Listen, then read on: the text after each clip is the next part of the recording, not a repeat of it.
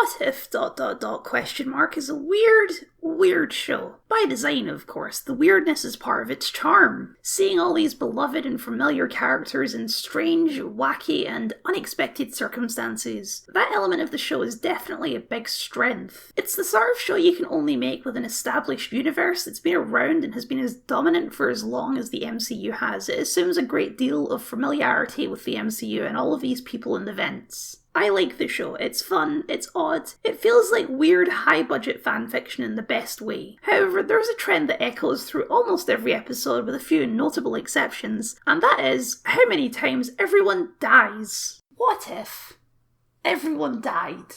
What if everyone died, but it was Doctor Strange? What if everyone died, but it was zombies? What if everyone died, but it was robots? Spoilers, by the way. What if ...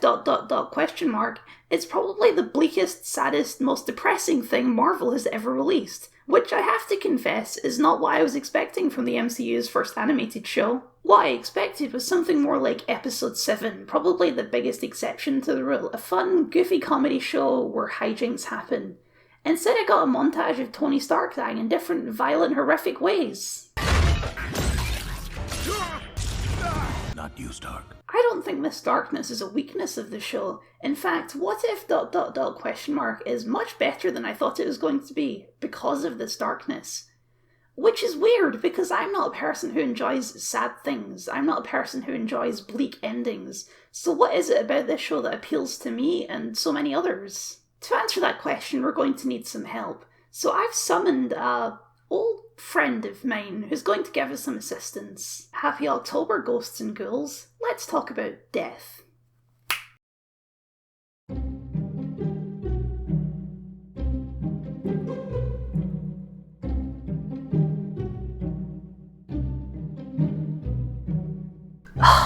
What happened to fashion this century, honestly? Who am I? What a boring question. The more important question is, what can I do for you? And the answer is, to enthrall, to entertain, to occupy your minuscule lives for but a trifle. Are you interested? Excellent. Let us begin. Close your eyes. Are they closed? I can tell if they're not. You're going to want to keep them closed, because there's a horrific dead body on the screen. Oh gosh, it's really horrible. It's, clearly mauled by a beast of some variety. No, keep your eyes closed. You do not want to see this. This is... I don't know why I showed this. I'm gonna put this away now. Sorry, did you peek? It's okay, you can tell me if you did. You are, after all, only human. You've probably heard the term morbid curiosity. That is the interest in unpleasant things. Violence, pain, torture, death. Why? These are a few of my favourite things. Fascination with such things is frowned upon by modern society. One shouldn't be interested in such dark dealings. And yet, on some level, we're all obsessed, or at least curious, about death. Consider the wild success of the slasher movie, where we watch horrible monsters kill people for our entertainment. Or consider Halloween, where we all dress as our favourite ghosts and ghouls and monsters. Is it not natural? After all, death is a part of life, as they say. The most important part, some might say. Is it not natural that we should have a curiosity? Every civilization has their stories about death, from the great halls of Valhalla to the lowest depths of Yoni. Everybody is curious. Everybody wants to know. Marvel's What If ... question mark is obsessed with death. There's a casual disregard for life in these episodes, which is unprecedented in the MCU. Main beloved characters die instantly, or off-screen. Part of that callousness with life is the very setup of the show. These are alternate realities. The things that happen in these episodes are not real, or rather, they don't have any effect on the MCU we know. But even still, just because it's a consequence-free world doesn't necessarily mean we have to default to killing everyone off for the fun of it, does it? Let's start with the murder mystery episode, where all of the Avengers are killed off for our entertainment. This is the only episode on our list which doesn't end in a literal apocalypse, but it does end with a villain in charge of the Earth. And it does ease us into the idea of watching our heroes die. There's something deeply odd about watching Tony Stark unheroically slump off a chair to his death, watching Thor get shot by an arrow, watching the Hulk,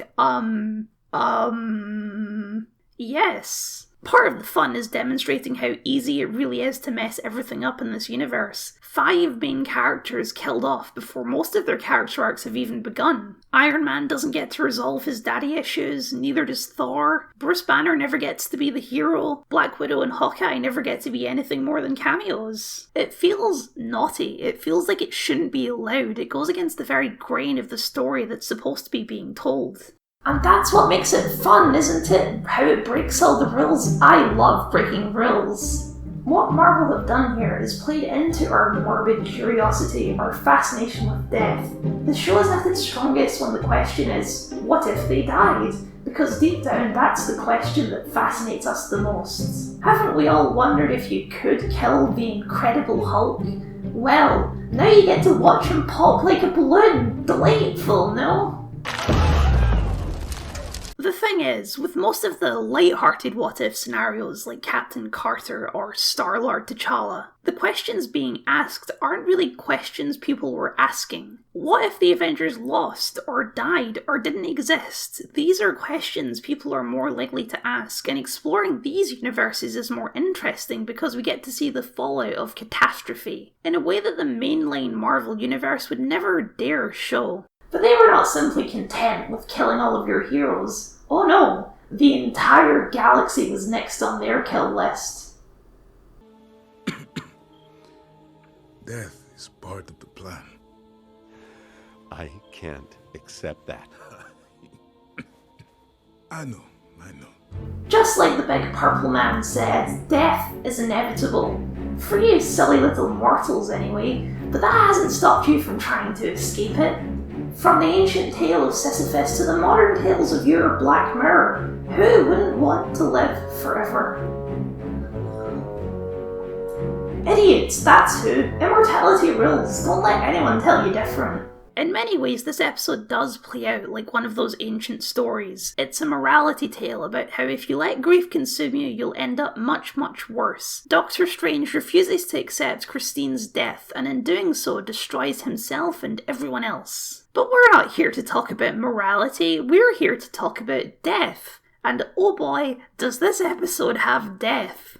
To get really meta with our obsession with death theme, this episode is literally about a character becoming obsessed with death, and also watching his girlfriend die over and over and over again and going a bit insane in the process. Overall though, this episode is more about tapping into a different kind of curiosity. What if one of our heroes went bad? Doctor Strange is really an ideal candidate for this. His character arc is all about obsession with his work, obsession with fixing his hands, obsession with being the best. Turning that obsession into a self-destructive spiral is very easy. It's wrapped up in a bunch of timey-wimey nonsense, but the core of it is there. Of course, this obsessive streak, in this case, ends the entire universe, which is very bad, but also very fascinating. In a world of gods and monsters, one man's mistakes really can mean the end of everything. It adds a bit of eldritch horror to the MCU, and I don't mean the tentacle monsters, I mean the fear and perilousness of an uncaring cosmos. Gods, monsters, ghouls, murderers,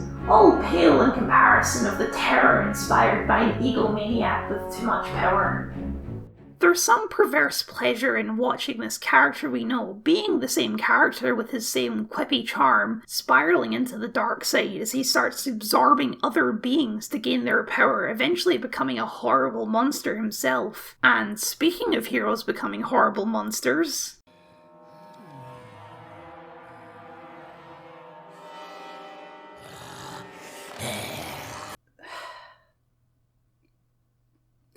So, fun fact about me, I am deathly afraid of zombies. Deathly afraid, you see what I... You know how some people are super scared of spiders, like they can't watch or play anything if it has spiders in it? Well, I have that for zombies. And now I have to look at zombies a lot, and now I get to edit this video and look at pictures of zombies for hours and hours. Oh, it's going to be so much fun. I can't wait.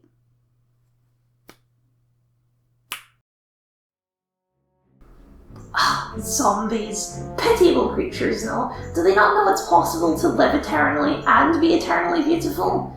So dramatic with all the rotting and the decay and the eating people. I much prefer the finer things in life. I suppose the biggest aspect to my shuffling compatriots is corruption. They turn you into them. We see loved ones as horrible monsters. Again, so dramatic, but I suppose I can see the dark appeal, the morbid curiosity in seeing people we love as monsters.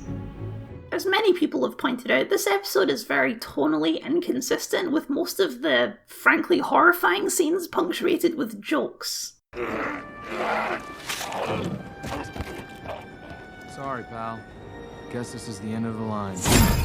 But for me, your friendly neighbourhood kinda mortiphobe, that's a mouthful, none of these jokes really made me feel any less awful watching it. Indulge me for a minute as I divert away from the point of this video and analyse my own fears. The easy one is that zombies are just a creepy visual, nothing too deep there. They look scary, they move in creepy ways, and they eat people. Me no like. The deeper level is that corruption. They don't just kill you, they make you one of them, or more fearfully, the people you know. Much more than fearing becoming a zombie, I think my fears are based on watching everyone else become zombies. Now thankfully for me, zombies aren't real, which makes my phobias much more manageable than people who are scared of real things like spiders and talking to girls. But zombies are, unfortunately, ubiquitous in our culture, and apparently they're planning to make more, possibly live-action Marvel zombies, so yay for Kyle! Where were we? Oh right, what if ...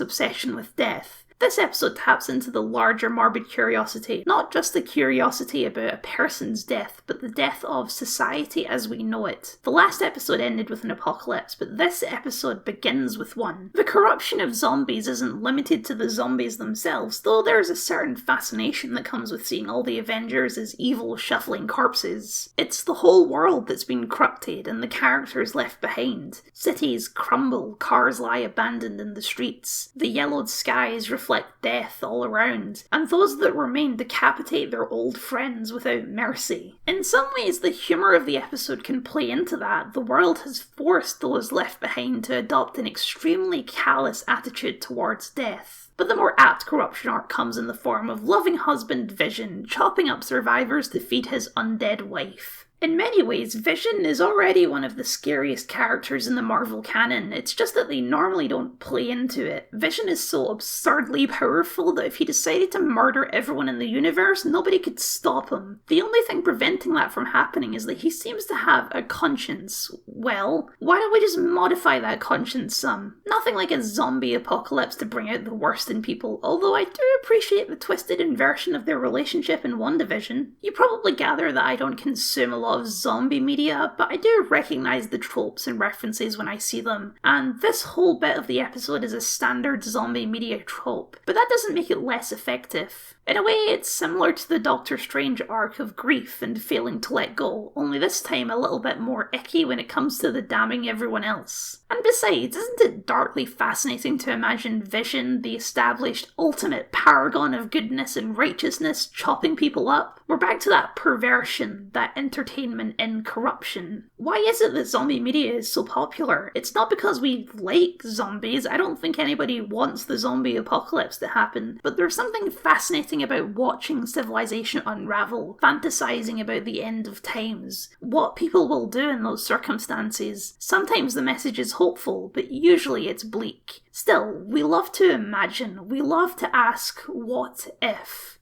Hey, wait a second, we're not supposed to get really meta until the next episodes.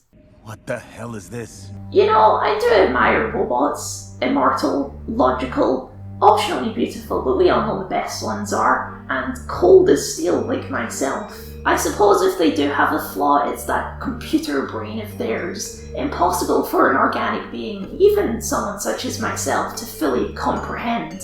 Now robots, they draw their fear from something else, not icky and gross like zombies, not dangerously human like a rampaging wizard.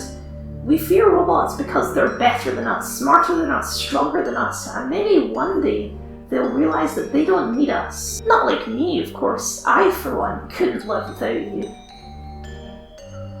Remember how I was saying that Vision is theoretically the scariest person in the Marvel canon? Well, how about we take that out of the theoretical? Turns out when you do that, the entire universe and all universes beyond are screwed. Forget Doctor Strange's dead girlfriend montage. Here's a montage of every notable place we've ever seen in the MCU being blown to smithereens. Here's nukes blowing up every city on Earth. Here's one of the possibly last 2 living people in the universe sacrificing himself to save possibly the last living person in the universe. You wanted bleak? We've got bleak in spades. The morbid curiosity of the Robopocalypse is in pondering just how efficiently a machine could wipe us all out.